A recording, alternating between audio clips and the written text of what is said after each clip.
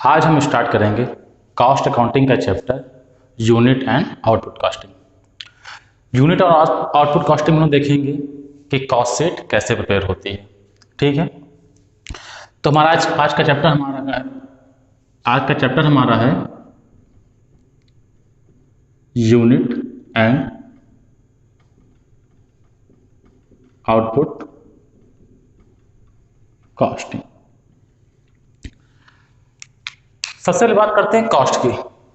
Cost का मतलब होता है किसी भी प्रोडक्ट को बनाने में लगने वाली लागत। यानी अगर हम कोई एक प्रोडक्ट बनाते हैं तो उसको बनाने में जितना खर्चा आता है वो खर्चा उस प्रोडक्ट की कॉस्ट हो जाती है।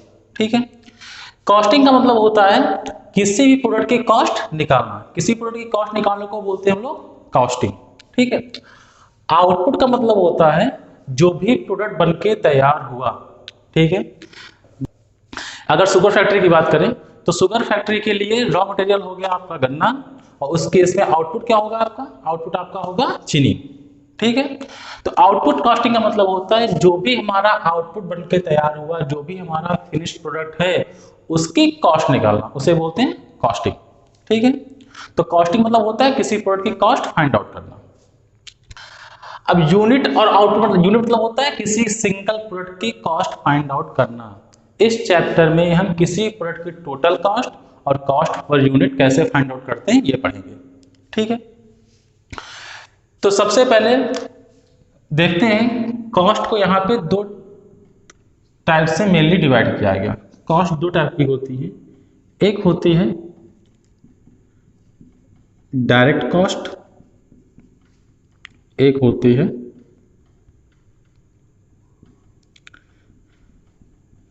Indirect cost. तो पहले डायरेक्ट कॉस्ट क्या होती है, इनडायरेक्ट कॉस्ट क्या होती है ये देख लेते हैं। इनडायरेक्ट कॉस्ट को हम लोग ओवरहेड्स भी बोलते हैं।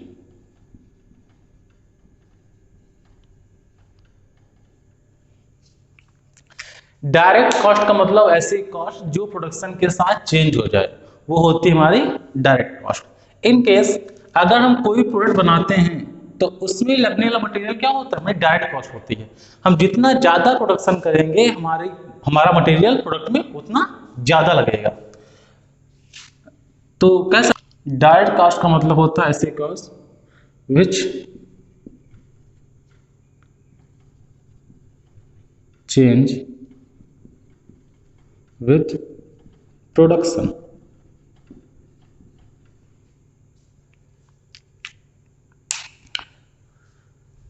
ठीक है, डायरेक्ट कॉस्ट मतलब ऐसे कॉस्ट जो प्रोडक्शन के साथ क्या हो जाए, चेंज हो जाए। तो कह सकते हैं जो मटेरियल लगता है, मटेरियल क्या होती है हमारी डायरेक्ट कॉस्ट होती है। उसको बनाने वाले जो लेबर लगते हैं, जो कारीगर लगते हैं, वो भी क्या होते हैं? डायरेक्ट कॉस्ट होती है। क्योंकि जितना ज्यादा प्रोडक्शन करेंगे मटेरियल भी उतना ज्यादा लगेगा और उससे बनाने वाले लेबर भी उतने ज्यादा लगेंगे। ठीक है, तो डायरेक्ट कॉस्ट का मतलब होता है वो ऐसी कॉस्ट जो प्रोडक्शन के साथ चेंज हो जाए। इनडायरेक्ट कॉस्ट का मतलब होता है not change with production। Indirect cost का मतलब होता है ऐसी कॉस्ट जो प्रोडक्शन के साथ चेंज ना हो। जैसे कि मान लेते हैं कि जो फैक्ट्री में लाइट लगती होगी, जो लाइट जलती होगी, तो क्या प्रोडक्शन होने पे, जैसे मान लेते हैं किसी एक रूम में एक प्लांट लगा हुआ है, उसमें 20 बल्ब लगे हुए हैं, तो प्रोडक्शन अगर होगा तो भी वो 20 बल्ब जलेंगे, प्रोडक्शन नहीं होगा तो भी वो 20 बल्ब जलेंगे। ठीक है, तो कह सकते हैं जो इलेक्ट्रिसिटी का खर्चा होता है वो कैसा खर्चा होता है? वो हमारा होता है इनडायरेक्ट कॉस्ट। क्योंकि किसी कंपनी में इलेक्ट्रिसिटी का खर्चा नॉर्मली होता ही होता है। ठीक है, इलेक्ट्रिसिटी भी दो टाइप की होती है। कुछ इलेक्ट्रिसिटी डायरेक्ट होती है, जैसे जो मशीन को चलाने के लिए इलेक्ट्रिसिटी खर्च होती है वो होती है हमारी डायरेक्ट कॉस्ट। और जो ऑफिस में पंखे चलते हैं, कूलर चलते हैं, एसी चलते हैं, उनकी कॉस्ट होती है हमारी इनडायरेक्ट कॉस्ट। ठीक है, ऑफिस में जो वर्कर्स काम करते हैं, जो उनकी सैलरी होती है वो क्या होती है? Indirect cost. जैसे कि अकाउंटेंट की सैलरी क्या होगी हमारी? इनडायरेक्ट कॉस्ट होगी। ठीक है, क्योंकि प्रोडक्शन चाहे कम हो चाहे ज्यादा हो, अकाउंटेंट को सैलरी उतनी ही देनी है। ठीक है, तो अकाउंटेंट की सैलरी प्रोडक्शन के साथ घटती बढ़ती नहीं है। ठीक है, अकाउंटेंट हो गए, मैनेजर हो गए, सुपरवाइजर हो गए, इनकी सैलरी क्या होती है? इनकी सैलरी फिक्स होती है, इनकी सैलरी देनी ही देनी पड़ती है। ठीक है, तो जो ऐसे पेमेंट्स जो प्रोडक्शन के साथ घटते बढ़ते नहीं है वो कैसे होते हैं हमारे इनडायरेक्ट कॉस्ट, और ऐसे ऐसे खर्चे जो प्रोडक्शन के साथ घट बढ़ जाते हैं कैसे होते हैं डायरेक्ट कॉस्ट। इस बात को ध्यान रखिएगा, ठीक है। इसके बाद करते हैं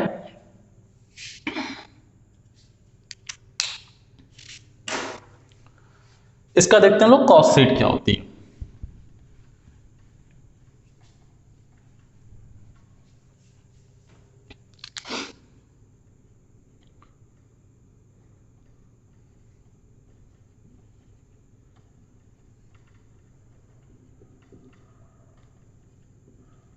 टाइप्स ऑफ कॉस्ट शीट।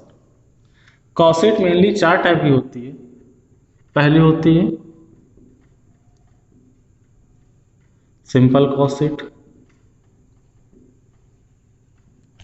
दूसरी होती है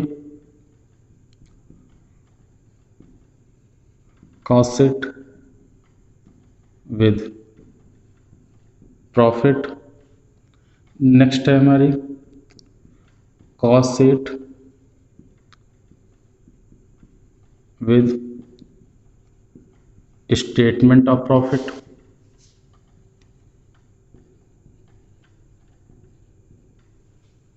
और लास्ट हमारी बनती है comparative cost sheet.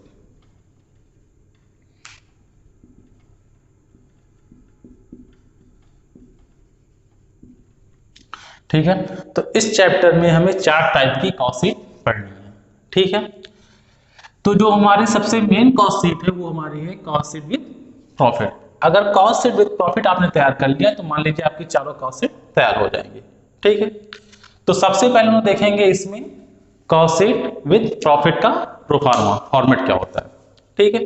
Simple cost sheet और कॉस्ट शीट विद प्रॉफिट में इतना फर्क होता है कि सिंपल कॉस्ट शीट में हम लोग प्रॉफिट को शो नहीं करते हैं, और अगर प्रॉफिट को शो कर देते हैं तो कैसी कॉस्ट शीट बन जाएगी विद प्रॉफिट। यानी कह सकते हैं सिंपल कॉस्ट शीट में ही जब प्रॉफिट को साथ में शो कर दिया जाएगा तो हमारी बन जाएगी वो कॉस्ट शीट विद प्रॉफिट, ठीक है। तो सबसे पहले देखेंगे सिंपल कॉस्ट शीट, उसी में हम प्रॉफिट जोड़ेंगे, हमारी बन जाएगी कॉस्ट शीट विद प्रॉफिट। तो सबसे पहले देखते हैं फॉर्मेट क्या होता है।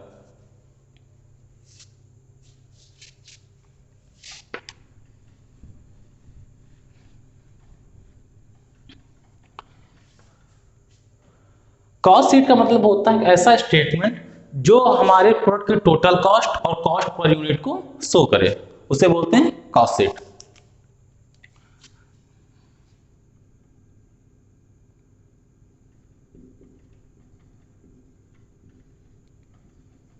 Simple cost sheet.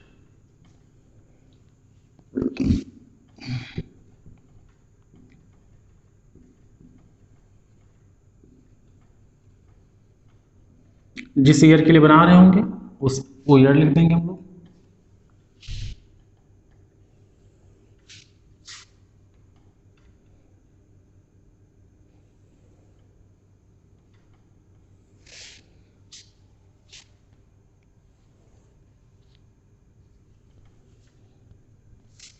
इधर आ जाएगा आउटपुट, इधर आ जाएंगे यूनिट्स। जो भी आउटपुट होगा यहाँ लिख देंगे, जो यूनिट्स होगा वहां पे लिख देंगे। पहला कॉलम बनेगा हमारा पर्टिकुलर, दूसरा कॉलम बनेगा हमारा टोटल कॉस्ट का, और लास्ट कॉलम बनेगा हमारा कॉस्ट पर यूनिट का, ठीक है। ये हो गया हमारा फॉर्मेट, ठीक है। सबसे पहले हम लोग इसमें पुट करेंगे direct cost. Direct material, direct material को रॉ मटेरियल भी बोल सकते हैं, ठीक है। डायरेक्ट मटेरियल, डायरेक्ट लेबर और डायरेक्ट एक्सपेंसेस, ठीक। डायरेक्ट मटेरियल, डायरेक्ट लेबर और डायरेक्ट एक्सपेंसेस, इन तीनों को जोड़ देंगे तो हमारी बन जाती है प्राइम कॉस्ट। तो सबसे पहले कॉस्ट शीट में लोग फाइंड आउट करते हैं प्राइम कॉस्ट। प्राइम कॉस्ट कैसे निकलती है? सारी डायरेक्ट कॉस्ट्स को जोड़ देने से। Direct material, direct labour, direct expenses, तीनों को जब जोड़ देंगे तो हमारी बन जाएगी कैसी कॉस्ट? Prime cost. ठीक है। किसी भी प्रोडक्ट बनाने में सिर्फ 3 टाइप की कॉस्ट लगती है। एक लगता है मटेरियल, एक लगता है लेबर, एक लगता है एक्सपेंसेस। ठीक है। अगर प्रोडक्ट की कॉस्ट की बात करें,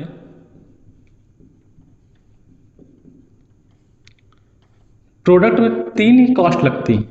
तो एक लगेगा सबसे पहले मटेरियल,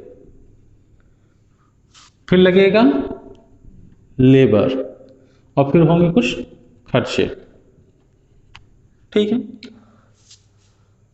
अब इनको फर्दर कैटेगराइज किया गया है डायरेक्ट में और इनडायरेक्ट में, डायरेक्ट में और इनडायरेक्ट में, डायरेक्ट में और इनडायरेक्ट में। ठीक है। ऐसा मटेरियल जो प्रोडक्शन के साथ चेंज होगा वो डायरेक्ट, जो प्रोडक्शन के साथ चेंज नहीं होगा वो इनडायरेक्ट, अभी बताया था। ठीक है। तो डायरेक्ट मटेरियल, डायरेक्ट लेबर और डायरेक्ट एक्सपेंसेस, जब सारे डायरेक्ट खर्चों को जोड़ देंगे तो हमारी बन जाएगी क्या? Prime cost. ठीक है। अब इसमें हम लोग ऐड करेंगे, ऐड फैक्ट्री ओवरहेड्स। ओवरहेड्स का मतलब होता है इनडायरेक्ट खर्चे। ठीक है। किसी भी मैन्युफैक्चरिंग सेक्टर को 3 पार्ट में डिवाइड किया जाता है। ठीक है। मान लेते कोई कंपनी है, मैन्युफैक्चरिंग कंपनी है, तो अगर प्रोडक्शन की बात करें, प्रोडक्शन के पर्पज से कंपनी को 3 पार्ट में डिवाइड किया जाता है। एक तो मैन्युफैक्चरिंग सेक्टर जहां पे प्रोडक्ट बनता है उसको बोलते हैं फैक्ट्री। ठीक है। उसके बाद दूसरा सेक्टर होता है ऑफिस या एडमिनिस्ट्रेटिव भी बोल सकते हैं।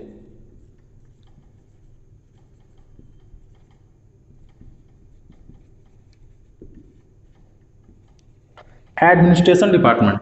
ठीक है। लास्ट होता है सेलिंग डिपार्टमेंट। यानी किसी फैक्ट्री में देखा जाए तो किसी फैक्ट्री में मेनली 3 डिपार्टमेंट होते हैं। एक होता है मैन्युफैक्चरिंग यानी फैक्ट्री जहां पे प्रोडक्ट बनता है। दूसरा होता है ऑफिस। ऑफिस में क्या होता है? उस प्रोडक्ट को बनाने के से रिलेटेड जो भी खर्चे होते हैं, उनकी जो भी लिखा पढ़ी होती है, जो भी अकाउंट्स मेंटेन होते हैं, वो क्या मेंटेन होते हैं हमारे ऑफिस में। सेलिंग डिपार्टमेंट का काम होता है कि प्रोडक्ट बनने के बाद जब ऑफिस में जाए, उसका ऑफिस में पूरा लेखा जोखा हो जाए, उसके बाद जाता है सेल्स डिपार्टमेंट में। सेल्स डिपार्टमेंट का काम होता है उस प्रोडक्ट को बेचना और कस्टमर तक पहुंचाना। ठीक है। तो क्योंकि मटेरियल, लेबर, एक्सपेंसेस के तीनों के में डायरेक्ट खर्चे जोड़ लिए हैं, लेकिन इनडायरेक्ट खर्चे भी नहीं जोड़े गए हैं। यहाँ कॉस्ट शीट हम बना क्यों रहे हैं? हम कॉस्ट शीट बना रहे हैं प्रोडक्ट की कॉस्ट निकालने के लिए। तो प्रोडक्ट की कॉस्ट जब इन तीनों को ऐड कर देंगे, किसी प्रोडक्ट की कॉस्ट निकालने के लिए उसमें मटेरियल, लेबर, एक्सपेंसेस तीनों खर्चे जोड़ देंगे तो हमारी क्या आ जाएगी? प्रोडक्ट की कॉस्ट आ जाएगी। अभी यहाँ पे हमने सिर्फ डायरेक्ट खर्चे जोड़े हैं, डायरेक्ट मटेरियल, डायरेक्ट लेबर और डायरेक्ट एक्सपेंसेस तीनों जोड़ दिए हैं, हमारी प्राइम कॉस्ट आ गई है। अभी इनडायरेक्ट खर्चे जोड़ना बाकी है। इनडायरेक्ट खर्चों को हमने ऑफिस वाइज अलग अलग करेंगे। सबसे पहले देखेंगे कि हमारे फैक्ट्री के कितने इनडायरेक्ट खर्चे हैं। तो फैक्ट्री ओवरहेड्स, फैक्ट्री के इनडायरेक्ट खर्चे। ओवरहेड्स को ऑन कॉस्ट भी बोल सकते हैं। फैक्ट्री ऑन कॉस्ट लिखा या फैक्ट्री ओवरहेड्स लिखा, बात एक ही है। फैक्ट्री ओवरहेड्स को एक नाम और दिया जाता है वर्क्स ओवरहेड या वर्क ऑन कॉस्ट। ठीक है। ओवरहेड लिखा हो या ऑन कॉस्ट लिखा हो, बात एक ही है। ठीक है। फैक्ट्री ओवरहेड्स का मतलब फैक्ट्री से रिलेटेड सारे इनडायरेक्ट खर्चे। और फैक्ट्री में इनडायरेक्ट खर्चे कौन से आते होंगे? फैक्ट्री में जो लाइट जलती होगी, जो पंखा आता होगा, फैक्ट्री में जो मशीनें यूज हुई उन पर डेप्रिसिएशन आता होगा, फैक्ट्री में जो वर्कर्स काम करते हैं उनको सैलरी देनी होगी। ठीक है। तो यानी जो भी पेमेंट हम फैक्ट्री से रिलेटेड करते हैं, ऐसे पेमेंट जो हमारे प्रोडक्शन को डायरेक्टली इफेक्ट नहीं करते हैं, यानी प्रोडक्शन के घटने या बढ़ने से उन पर कोई भी इफेक्ट नहीं पड़ता है, ऐसे फैक्ट्री खर्चों को फैक्ट्री ओवरहेड्स कहते हैं। ठीक है। तो इसमें फैक्ट्री ओवरहेड जोड़ देंगे तो हमारी आ जाएगी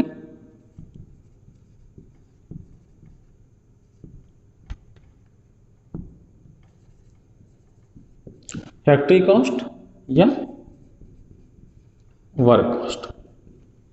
ठीक है, यानी प्राइम कॉस्ट में जो फैक्ट्री ओवरहेड जोड़ दिए जाएंगे तो हमारी आ जाएगी फैक्ट्री कॉस्ट या फिर वर्क कॉस्ट। अब इसमें हम हमारा प्रोडक्ट बनके तैयार हो गया। अब इसमें ऑफिस खर्चे जोड़ेंगे तो यानी ऑफिस ओवरहेड्स, ऑफिस ओवरहेड्स। ठीक है, ऑफिस ओवरहेड्स को जोड़ने के बाद जो हमारी कॉस्ट आएगी उसे हम बोलेंगे कॉस्ट ऑफ प्रोडक्शन। क्या बोलेंगे? इसे बोलेंगे हम कॉस्ट ऑफ प्रोडक्शन। ठीक है, अब इसमें हम जोड़ेंगे अपने सेल्स डिपार्टमेंट के इनडायरेक्ट खर्चे, add selling overhead, sales department के सारे खर्चे, सेल्स डिपार्टमेंट में सारे खर्चे जोड़ देंगे, आ जाएगा हमारे टोटल कॉस्ट। हमें हर क्वेश्चन में टोटल कॉस्ट ही फाइंड आउट करनी होगी। टोटल कॉस्ट के बाद इसी में प्रॉफिट जोड़ देंगे तो हमें मिल जाएगी सेलिंग प्राइस। हमें क्वेश्चन ये हमारी हो गई सिंपल कॉस्ट शीट। कैसी कॉस्ट शीट होगी हमारी? Simple cost sheet. अगर इसी कॉस्ट शीट में प्रॉफिट जोड़ दिया जाए तो बन जाएगी कॉस्ट शीट विद प्रॉफिट। ठीक है, ये सिंपल कॉस्ट शीट है, इसमें कुछ चीजें भी नहीं दिखाई गई हैं। ठीक है, नॉर्मली कॉस्ट शीट ऐसे ही बनती है। ठीक है, ये प्रोफार्मा आपके बुक में, आपके चैप्टर में दिया होगा, उसमें आप देख लीजिएगा कैसे बनता है, नोट कर लीजिएगा, इसे याद कर लीजिएगा, क्योंकि ये याद होना बहुत जरूरी है। अगर ये आपको याद नहीं है तो आप क्वेश्चन सॉल्व नहीं कर पाएंगे। ठीक है, तो इसी प्रोफार्मा को यूज करते हैं और आपकी बुक में आपके चैप्टर का जो पहला क्वेश्चन दिया है उसको सॉल्व करते हैं। देखते हैं पहला क्वेश्चन कैसे सॉल्व हो। बुक है, अगर आपके पास साहित्य भवन की लेटेस्ट एडिशन की बुक है तो आपकी बुक में पेज नंबर 339 पे क्वेश्चन नंबर 1 लॉन्ग क्वेश्चन दिया होगा, देखिएगा। अगर आपके पास बुक नहीं है तो घबराने की जरूरत नहीं है, आपकी स्क्रीन पे क्वेश्चन दिख रहा होगा। ठीक है, क्वेश्चन ध्यान से देखिएगा। क्वेश्चन दिया हुआ है, in a factory 500 units of a product a were manufactured in the month of June 2014। June 2014 में किसी एक फैक्ट्री है जिसमें प्रोडक्ट ए बनाया जा रहा है। From the following figures obtain from the costing records prepare a cost sheet showing cost per unit. आपको एक कॉस्ट शीट बनानी है जिसमें आपको कॉस्ट पर यूनिट भी शो करना है। ठीक है, तो सबसे पहले आपने कितनी यूनिट्स बनाई हैं? 500 यूनिट्स। तो यहां लिख दीजिए, आउटपुट आपका दिया है 500। अब यूनिट मतलब होता है किलोमीटर है, केजी है, लीटर है, क्या है, आपको यूनिट नहीं पता है। 500 यूनिट है तो यूनिट में आप लिखना चाहें यूनिट ही लिख सकते हैं कि 500 यूनिट यानी पीसेस। ठीक है, सबसे पहले लिखा हुआ है रॉ मटेरियल कंज्यूम्ड। आपके क्वेश्चन में दिया हुआ रॉ मटेरियल कंज्यूम्ड। अब देखिए डायरेक्ट मटेरियल या जो रॉ मटेरियल दिया है यही आपका हो गया रॉ मटेरियल कंज्यूम्ड। क्वेश्चन में क्लियरली दिया हुआ है तो इसको सीधे पुट कर देंगे। ठीक है, सेकंड दिया है office overheads 12,000। Office overheads clearly दिए हुए तो ऑफिस ओवरहेड्स आपका ये आता है, इसको पुट कर देंगे, आ जाएगा 12,000। उसके बाद दिया है डायरेक्ट लेबर। डायरेक्ट लेबर आपके क्वेश्चन में दिया हुआ है 40,000। ठीक है, उसके बाद लिखा है सेलिंग ओवरहेड, सबसे लास्ट में आएगा। डायरेक्ट एक्सपेंसेस कितना दिया? फैक्ट्री ओवरहेड्स दिया है 20,000। उसके बाद दिया है डायरेक्ट एक्सपेंसेस 10,000। तो पहले पुट कर लें डायरेक्ट एक्सपेंसेस 10,000, इनको ऐड कर देंगे, जोड़ने पे आएगा 1,00,000। ये हो गई आपकी prime cost. Direct material, direct labour, direct expenses तीनों को जोड़ दिया, आ गया prime cost. Second last number पे दिया हुआ था फैक्ट्री ओवरहेड्स 20,000। अब इसमें हम लोग ऐड करेंगे factory overheads. Factory overheads add कर दिया हम लोगों ने, आ गया 1,00,000 20,000। ये आ गया हमारा फैक्ट्री कॉस्ट या वर्क कॉस्ट।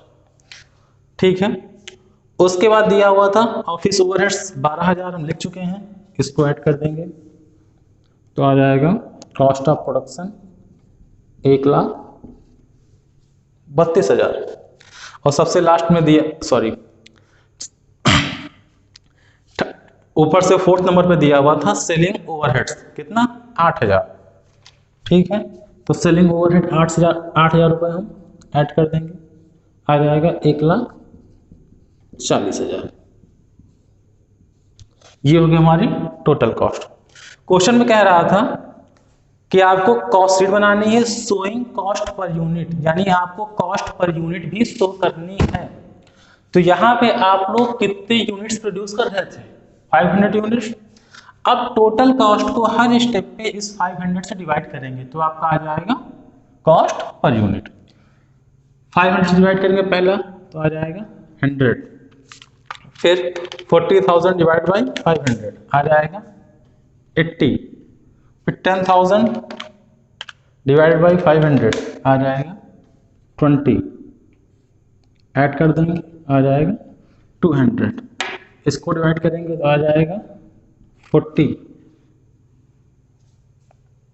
ठीक है, इसको डिवाइड करेंगे तो आ जाएगा 250।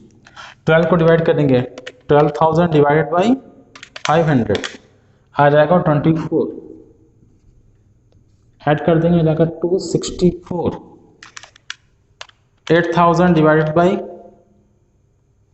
500 आ जाएगा 16, ऐड अप कर देंगे आ जाएगा 180।